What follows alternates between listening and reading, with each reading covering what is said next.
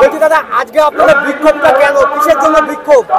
আজকে কল্যাণী এসডিও অফিসে United Forum of All আদিবাসী অর্গানাইজেশনের ডাকে আজকে আদিবাসীদের বিভিন্ন দাবি দাওয়া নিয়ে আজকে আমরা এখানে সাংবিধানিক গণতান্ত্রিক পদ্ধতিতে ডেপুটেশন দিতে এসেছি। কেন, কিসের জন্য? আজকে আদিবাসীদের এই সময়কালের মধ্যে দাঁড়িয়ে আমরা সারা পশ্চিমবাংলা জুড়ে দেখছি যে সারা রাজ্যকে ফেক এসটি সার্টিফিকেটের রমরমা, যার ফলে আদিবাসীদের যে সাংবিধানিক অধিকার শিক্ষাক্ষেত্রে কর্মক্ষেত্রে আজকে শেষ হয়ে গেছে। এর উপরে আরও কিছু ভেকধারী আদিবাসী যারা কোনো অবস্থাতেই এসটি নয়, যারা কোনো অবস্থাতেই আদিবাসী নয়, তারা আদিবাসীদের সারনেম ব্যবহার করে, জাতি ব্যবহার করে আজকে জাল শংসাপত্র ব্যবহার করছে। এরকমই আমরা দেখতে পেয়েছি, আমরা খবরের কাগজে দেখেছি এই এলাকার বরুণ মাহাতো নামক কোনো একজন ব্যক্তি যে বেদিয়া সাবকাস্ট ব্যবহার করে আজকে এসটি সার্টিফিকেট ব্যবহার করছে।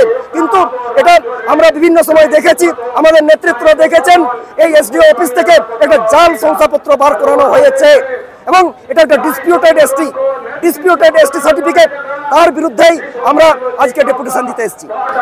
এর আগেও তো আপনারা ডেপুটেশন দিয়েছিলেন এসটি সার্টিফিকেট এবং আরো একাধিক দাবি নিয়ে, সেগুলো কি আদৌ পূরণ হয়েছে?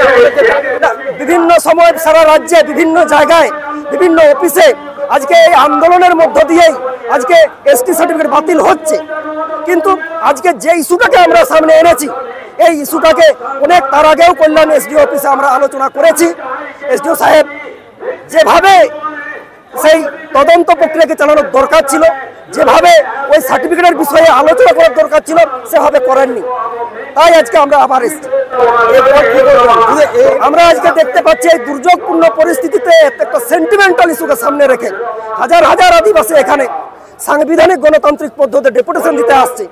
আগামী দিনে নিশ্চিতভাবেই United Forum of All Adivasi Organisation নেতৃত্বরা নতুন আন্দোলনের চিন্তা ভাবনা করবেন এবং এই আন্দোলন আরো দুর্বার হবে।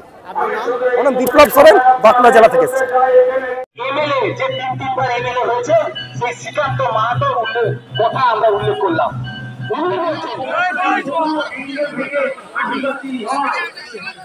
Don't